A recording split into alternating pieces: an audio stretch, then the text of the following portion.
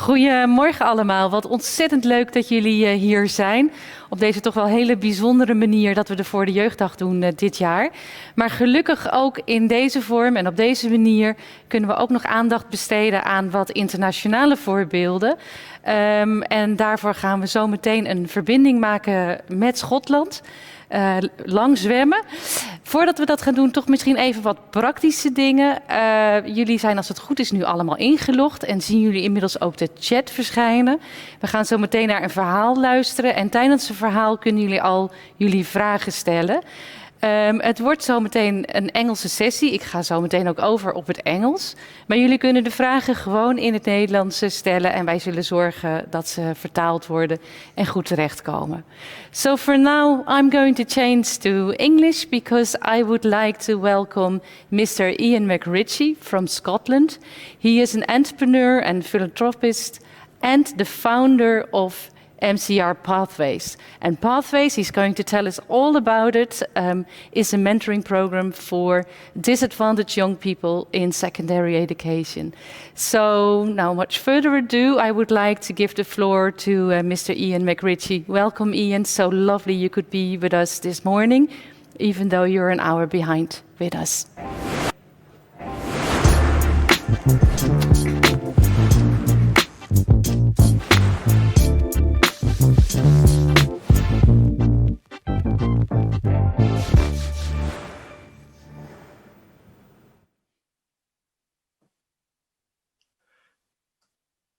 Well, good morning, ladies and gentlemen. It would be so much better to be there in person with you, but actually the technology, I'm excited by this technology and seeing all the avatars. What I'm going to try and share with you in the process of the next half an hour or so please forgive me on two counts, obviously sharing with you in English, but secondly, perhaps my accent. So if you don't understand anything in particular, please let Caroline know, because I'd be delighted to answer questions during this event, but clearly after the event too. Now, what I'll share with you in a series of slides and actually a film is just what's currently working in Scotland, in a number of areas across the country and about to open up in England. And what we're quite keen to do is just share the model with as many people as possible to perhaps inspire them to do something similar or even talk to us about working in some form of partnership. So a little bit of an introduction over the first half hour.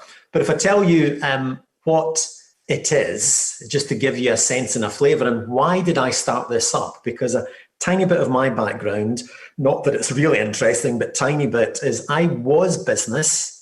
And I would go in and get the call to sort out organisations that were failing. Now, I'd go in as either chief executive or chairman to really take the responsibility.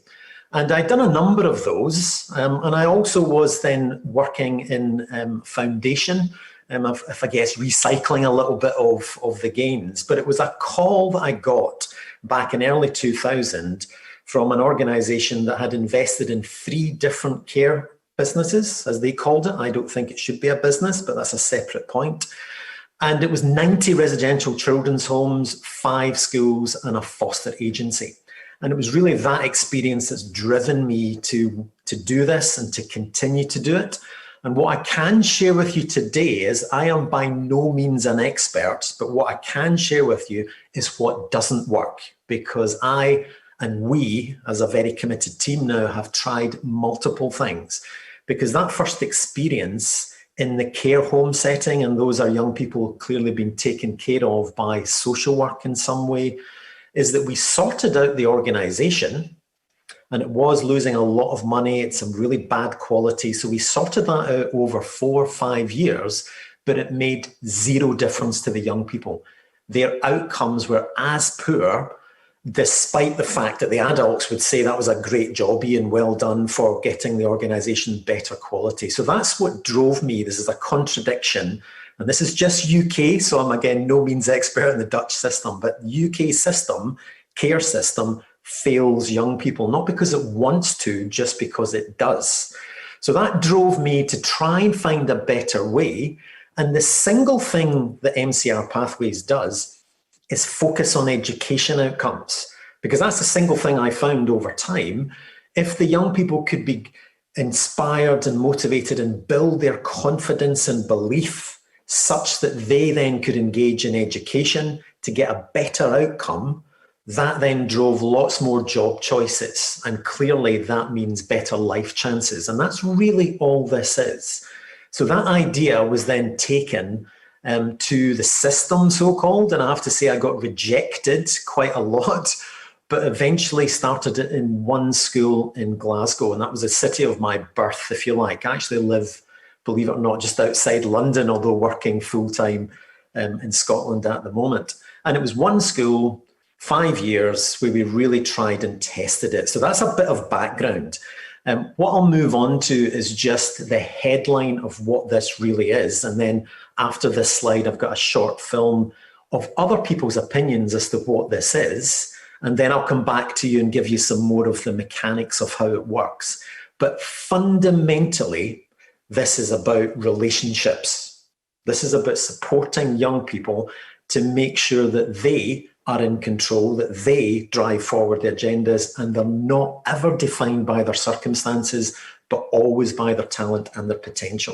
And that's really the essence of this. This is relationship-based practice, but at scale, because we now support just over 2,500 young people each week in the school and education system. So I'll play the film now just to give you a sense of what the young people say, but equally in the school staff and some school individuals, as well as other interested parties, as well as some mentors.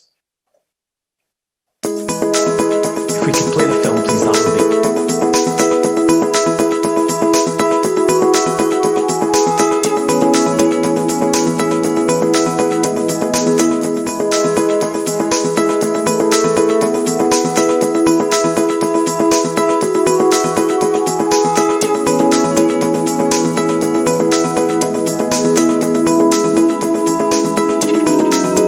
They're varied, the challenges.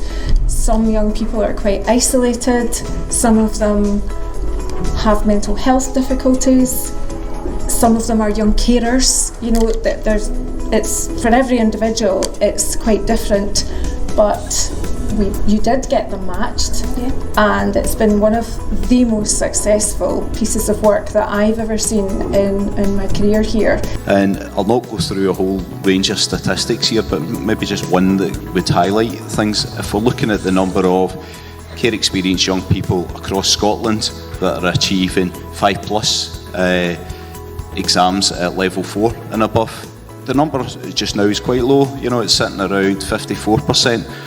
But with all the support that we've had, we're starting to transform things, and this is transformational, and that is why I'm so passionate about it. At St Roch's, we were sitting last year at 94%. Now, that's not a small statistic, that's an absolute transformational jump. You know, it's a leap, and in terms of the statistics, that gives you some hard indicators to prove that this is something that works. I'm seeing a huge difference in the school. I mean, we are running MCR alongside another programme called MVP, Menders and Violence Prevention. So what we're seeing as a result of both of those programmes is a massive reduction in exclusions from school. And so that means that young people are continuing to learn. The days lost to learning are very, very few indeed. And I think we are probably one of the lowest number of exclusions for any school in the North East. And that is not a coincidence, because that's running alongside MCR. We have, of course, in the early days of MCR seen some quite dramatic turnarounds with some of our young people. I have evidence, empirical and conversational, where we've seen young people improved attendance rates, we've seen young people with improved attainment rates, happier, achieving in school, and the evidence for that comes from that young person themselves. It is high quality, and it's not very often you can sit here as a head teacher and say it's high quality partnership working at its best, making huge impacts, which has been proven through various information and data that will change young people's lives.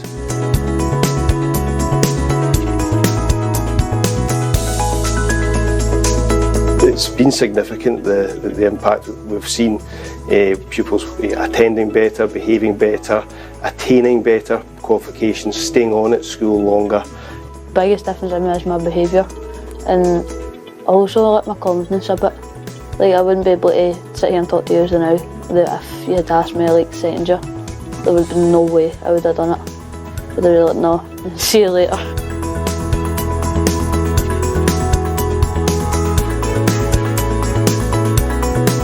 I think the biggest difference I have is that I've got something to work towards. For example, before I was in the programme, I just didn't have any interest in anything that I wanted to do.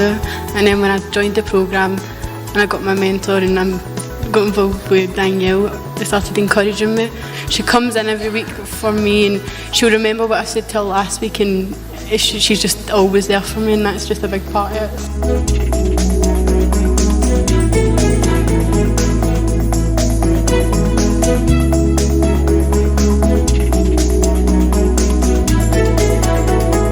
I don't think words could describe, or if you 100% know the impact you have on me, definitely, I don't think you do. And I pray that every other kid that is like me gets a chance to meet someone like you. More directly, I think people will notice that their workforce are better equipped with the demands of modern working life by doing the mentoring. It really does reinforce these skills that are becoming more and more important as time goes on. So I think, yes, there's a little bit of time that you need to commit to this. It's really not much in the scheme of things, and I think it's a fantastic use of time. The benefit that the staff get from that time is, I think, way beyond anything else they would do otherwise.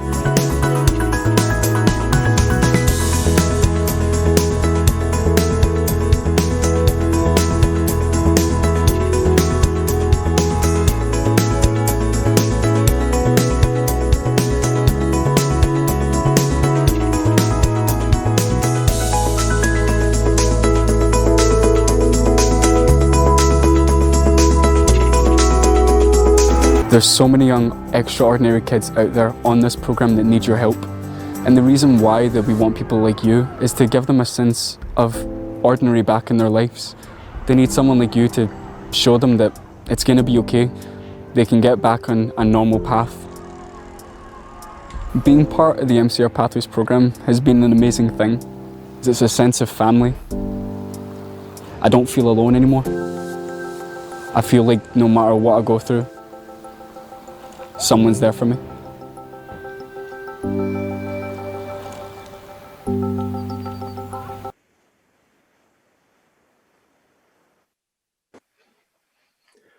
I hope you enjoyed that film, and again, hope the accents weren't too difficult for a Monday morning to be able to get across. But if I can now spend a little bit of time just to describe the mechanics of it and how it actually works in practice. So as I've said, this is about relationships.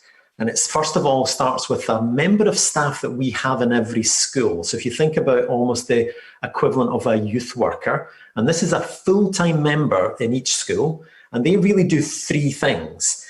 First thing they do is they work with the primary schools, at the point that the young people are coming up into secondary. And I'm sure you have various support mechanisms in Holland and Netherlands that do that. But my member of staff, our member of staff will go into the primary schools and find out who the young people are and start to build relationships with them. And for the first couple of years in high school is they then participate in group work. And it's fun stuff. It's a period a week for the full academic year in the first year and exactly the same in the second year. So that's the first thing that this Pathways Coordinator, is the role we call it, does.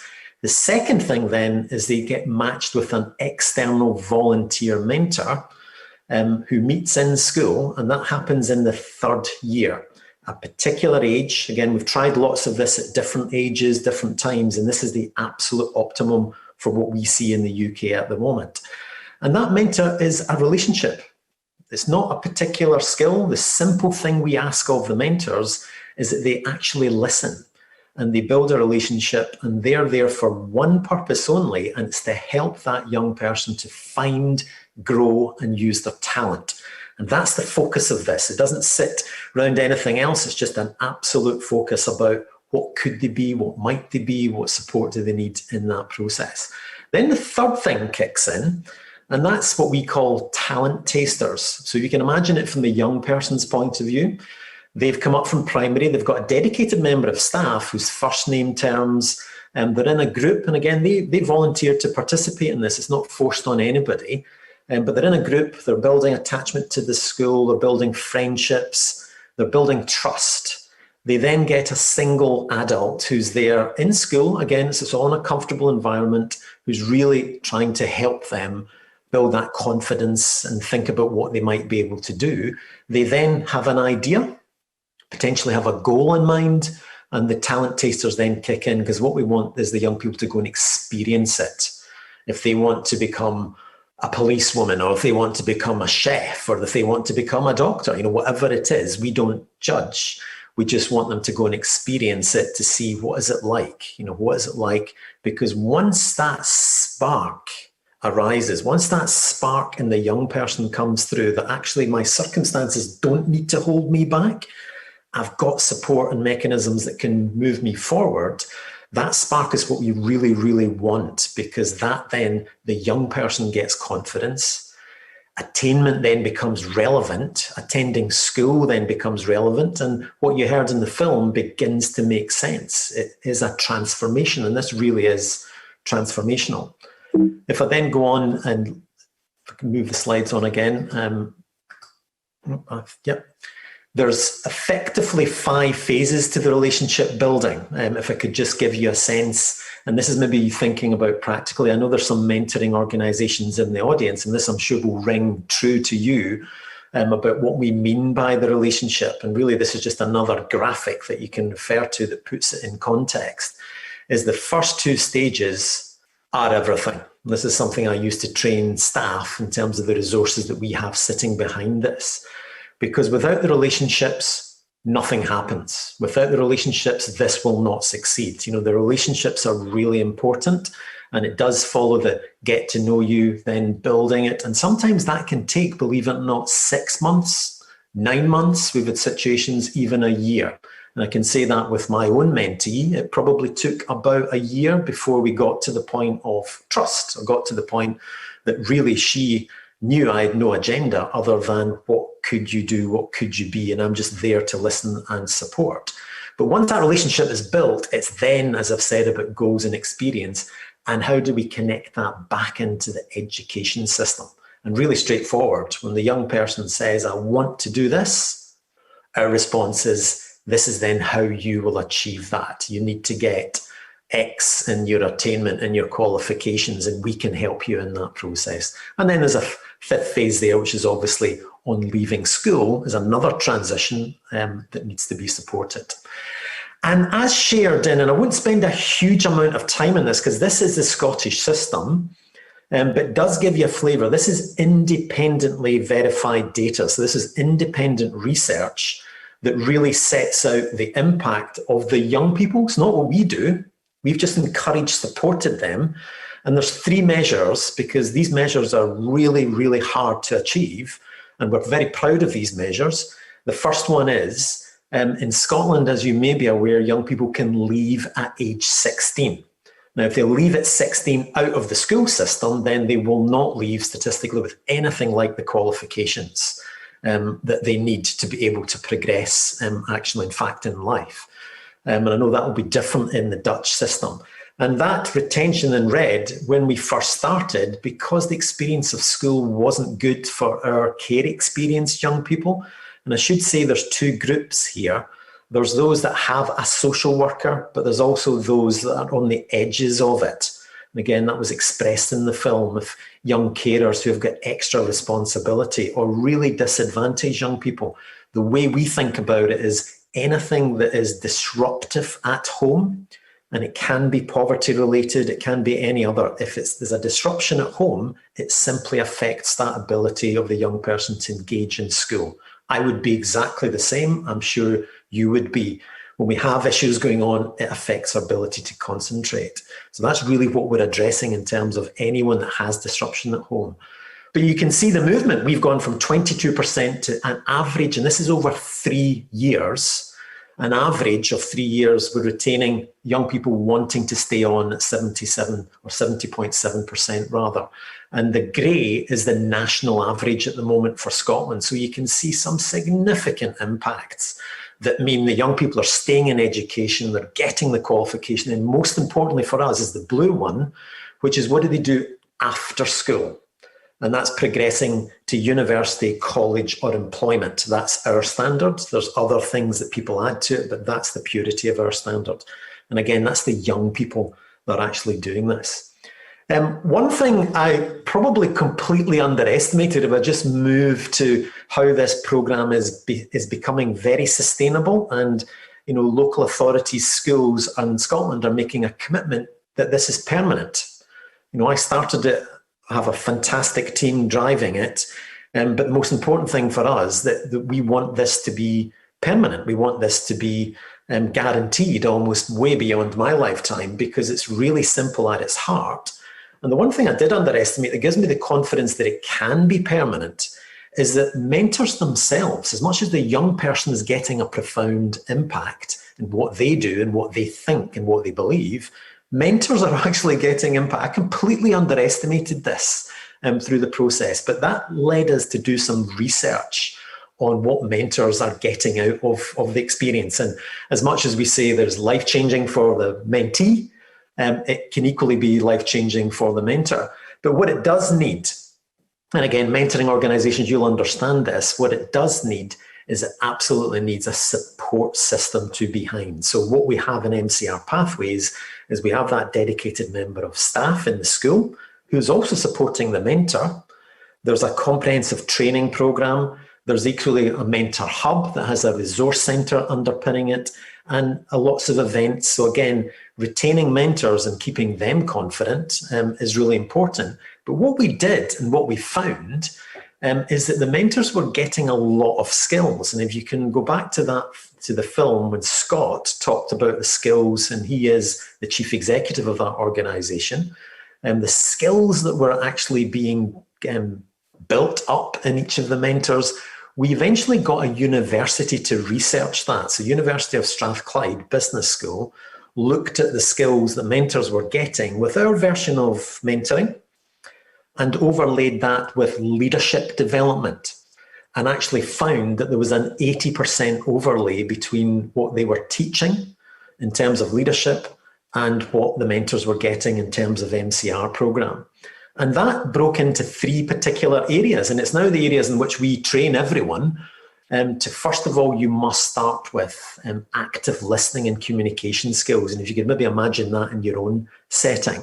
I know that from a business point of view, real active listening and effective communication, because you think about it as an adult to a young person that may be very far apart from your experiences, that really does challenge those skills. How can I build? Because unless I do that first, I will not establish a relationship. When you do that first, it then leads to the second span on the bridge, which is building relationships of trust. Trust is the thing that underpins this. This isn't policy. This isn't soundbite. This is just about trust and having that kind of genuine empathy and understanding and appreciating what that young person is going through, because they lead these relationships. We purposely do not tell the mentor about the young person's past, because that's a huge point for me and for MCR Pathways, because we do not want the mentor judging in any way. We want the mentor simply to look at that young person as to who they are and what they could be, rather than any kind of judgment.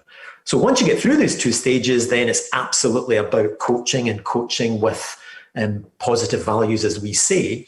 And I think in the note you might have seen on this particular part of the conference is what MCR stands for, is the real values that we're trying to get across for our young people, is that they will first feel motivated to a better version of themselves, to the best version of themselves, but motivation does not last in us all. It will not last in anyone. It'll last for a period and then it will die.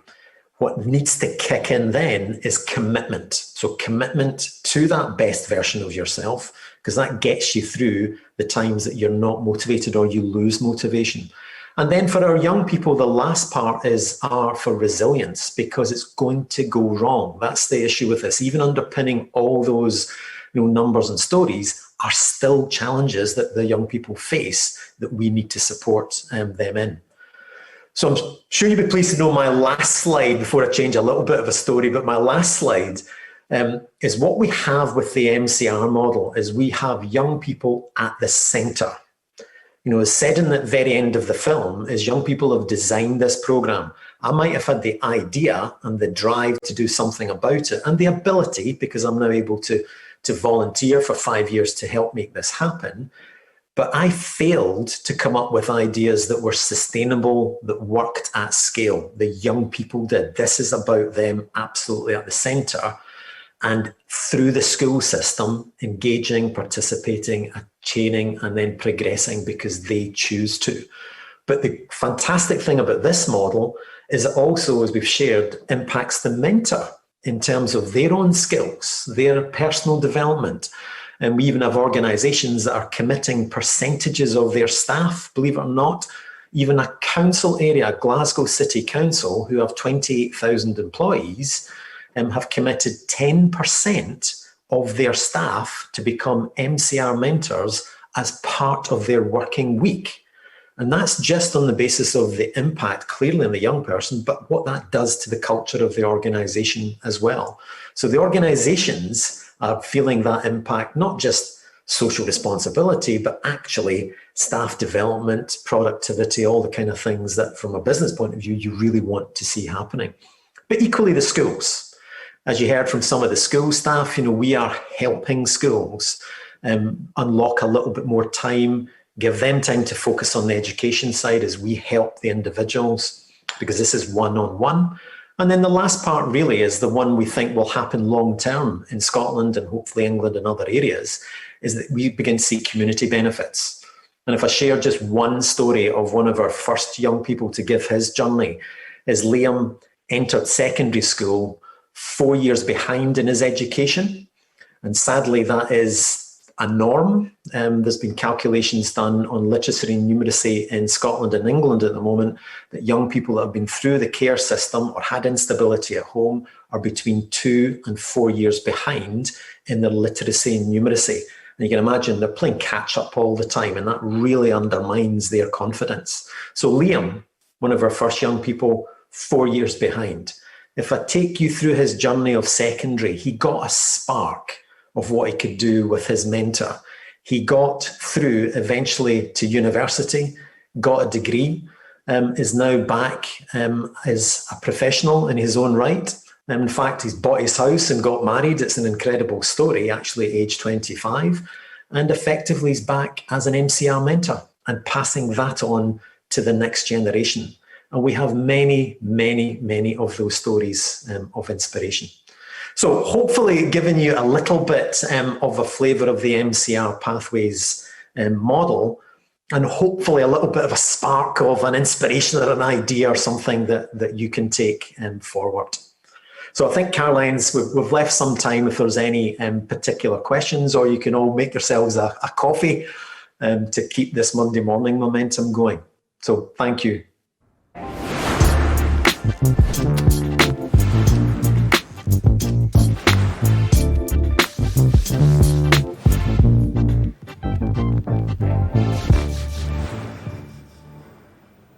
Thank you, Ian. And I actually hope you've all stayed around, even if you're going to get a cup of coffee. Because Ian, in the meantime, as we said, people have been writing things down in the chat and lots of questions. And I think what always happens when you have an international presentation, everybody immediately tries to grasp it and tries to kind of transform and translate it into their own situation. So I think first I have some more questions for clarifications that I think came across when you were doing your presentation. And that has to do with the fact, like, some people were a little bit confused of who are the mentors, because some people thought, because of the way you introduced, that they were part of the school, but maybe you can say a little bit about it, because they are really there on a voluntary basis, right? Yes, they are. And mentors basically are anyone from every walk of life. So if I tell you what we have at the moment in one city, I looked at the data this morning. So in Glasgow, we've had about 3,000 people have registered. And we have from managing directors, chief execs of companies to taxi drivers. They're all voluntary. We recruit them as an organisation, and they tend to come from 3 areas. So council staff, as I talked about with the Chief Exec of Glasgow City Council, but private sector businesses, as well as colleges, universities. It really is, as well as retired staff. We have as many under 35 as over 60. I think that the thing that we've broken the mould of is people did say that we would get, retired women who would want to do this. Almost it sounds ageist and sexist. I'm really pleased to say that proved not to be the case. So it really is the general public. If anyone wants to get involved, we recruit, train, support them to be able to do that. And is it easy to find new mentors? I mean, is it a kind of also a rolling ball? People tell each other about it? That's really, word of mouth is such, and then personal experience is a very powerful thing, and we have many mentor stories. But we have a marketing campaign, and really the councils, as you know, and some of other professions, have a little bit of a corporate responsibility that they want to apply. Others have, they feel as if they need to be the corporate parent, and support these particular young people. So again, there's lots of reasons for it, but as hopefully came across in the film, what we're able to show is the skills the mentor gets from the experience, as well as, and I can speak at first hand, that really drives it. So it's a mixture. So I guess, Caroline, it's two things. We actively engage organisations. We have public campaigns as well as word of mouth.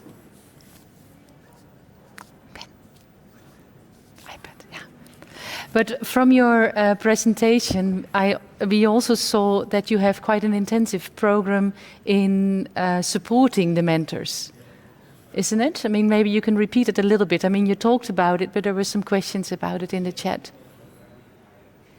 Yes, I think that's a really important point, because if you look worldwide, as I've looked at lots of mentoring programs worldwide, if you look worldwide, then you'll find that a lot of mentoring programs fail because the mentor doesn't feel supported. Now, the important thing for us is we've learned over 13 years, because I should have said this has been up and running since 2007. So it's a lot of learning. We're not at a scale, but it is a lot of learning. So in answer to the question, Caroline, what we do is we have an online hub. We have that dedicated member of staff in the school. We also have what we call a mentoring services team. And really what we say to mentors is any question you have at any time of the day or night, you should be able to get an answer either from the hub, because the hub also has a community of other mentors. So other mentors can answer the question, the resources are there, the member of staff in the school, or we have a central team that also continues to train. So we offer continual training along the process. Yeah, and it's one-to-one. Each mentor only has one pupil. Yes, that's really important. Again, that's from we've had mentors who say, I could do 2 young people or 3. But the young people say no. The young people, the biggest breakthrough, and I can't emphasize this enough, it's relationships. It's absolutely relationship-based practice. So the biggest thing is when the young person realizes that mentor is coming for them and only them. And that's the sort of kind of, well, why are they coming? They're not paid to, and they're coming for no other reason than they care, and it's all about the future. That probably then leads us to the following question of one of the person asked. I mean, we said this at the beginning. This is a school-based program for young people, vulnerable young people. And there is a question here. We saw it a little bit in the film, but how are the parents involved in this? They are involved every step of the way. But what we have here is it's a voluntary program in every regard. So the young person needs to want to do it.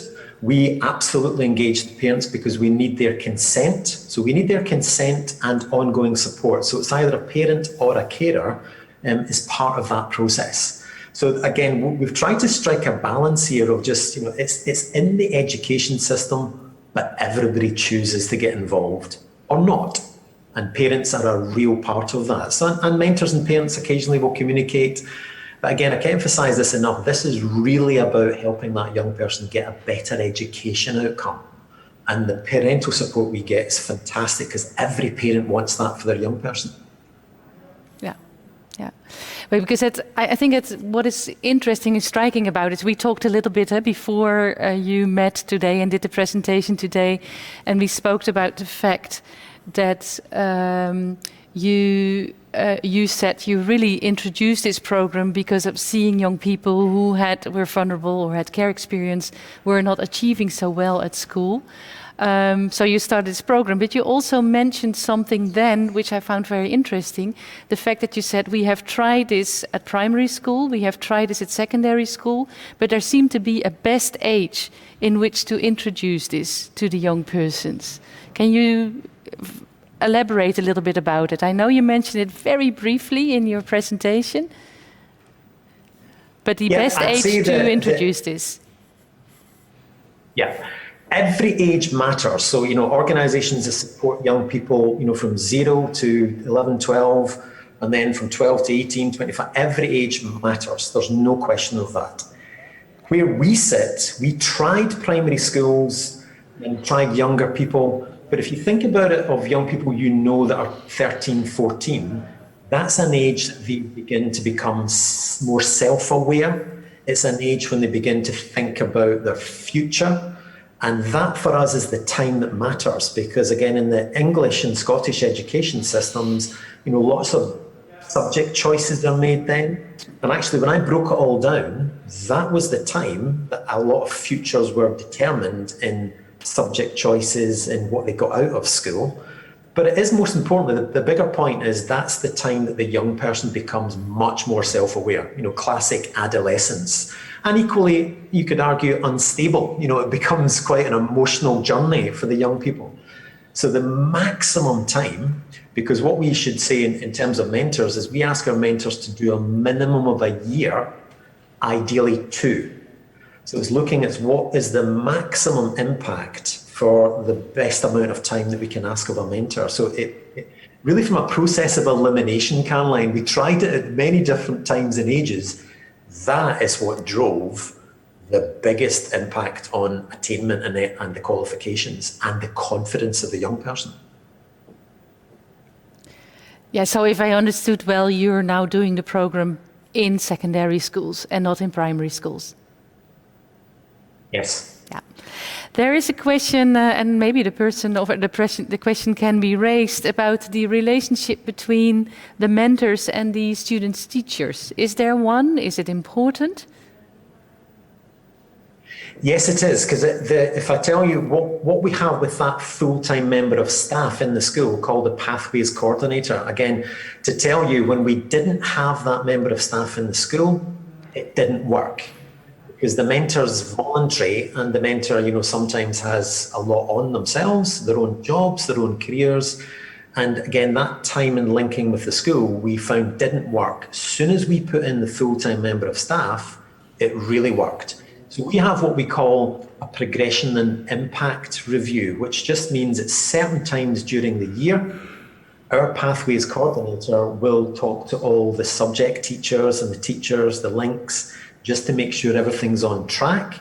The mentors, and again, if the young person wants this to happen, it happens. If the young person wants to share their school reports with the mentor, that happens. But again, these are all choices that we give. So there's a fixed part and there's choice. The fixed part is the Pathways Coordinator links with the school and makes sure the mentor is informed.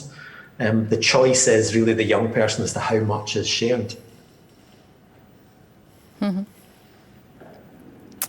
Yeah, there seems to be a little bit time between our connection, but then Scotland is not near the corner either. So sometimes I see you talking, but I don't hear any sound. There is another question, which I think comes very much from the Dutch situation, where now since a few years the municipalities have the responsibility for the child and youth policy system and the care system.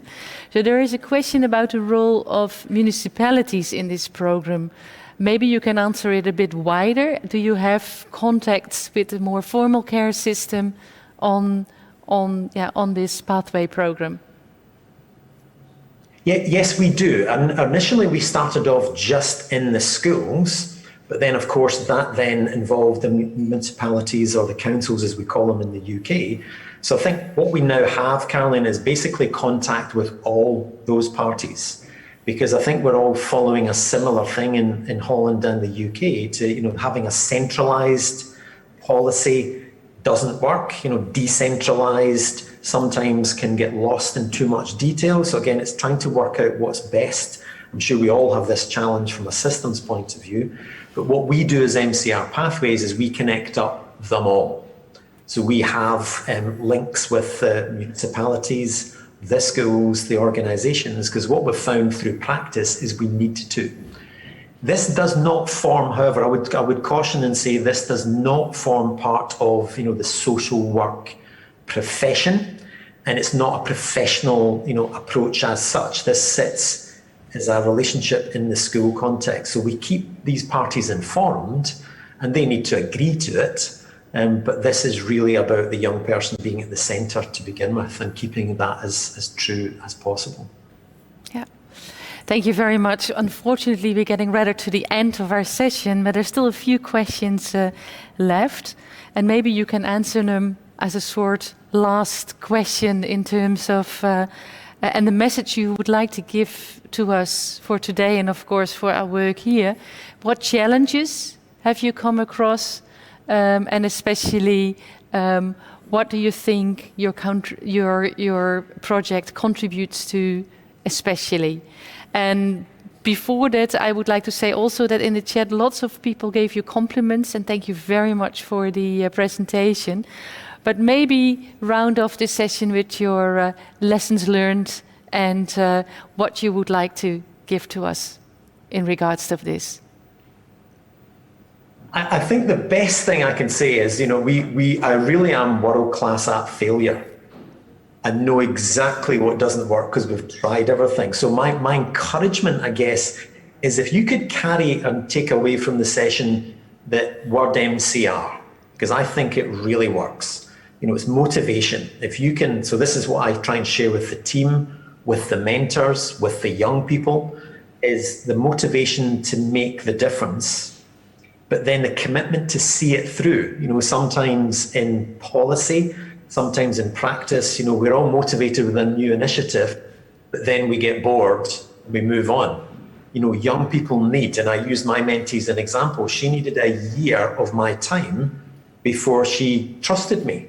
And that's not because I did anything distrustful, it's just she was so damaged with her experience. So commitment to stick to something. But really then the resilience, because it is going to go wrong, and that's the respect we now have in Scotland, which, has been hard earned. When it does go wrong, people then think about solutions rather than blame. So for me, if we could apply those motivated, committed and resilient values in our public policy as well as in our practice, I think that would be certainly something I would want to pass. But the last word for me should always go to the young people, as their stories are fantastic. And I really do believe relationships, if we can form genuine relationships, and teachers can do that, professionals can do that, we're just doing it at scale, relationships make the difference. And it just makes sure those young people are not determined by their circumstances and really feel confident enough to achieve what they are capable of achieving, because it's extraordinary what they can do. Yeah. Well, Ian, I think one thing you have made very, very clear is that relationships matter. And I'm really sorry that our way of working had to be from such a distance and online. But I think lots of people, I see it back here in the chat, are very interested in your story. And I do hope someday we will be able to welcome you here in the Netherlands and to tell the story live. But for now, thank you very much for your inspiration, also on behalf of everyone who listened. And I'm sure that there will probably be some requests for more contacts with you. Thank you very much and have a nice day.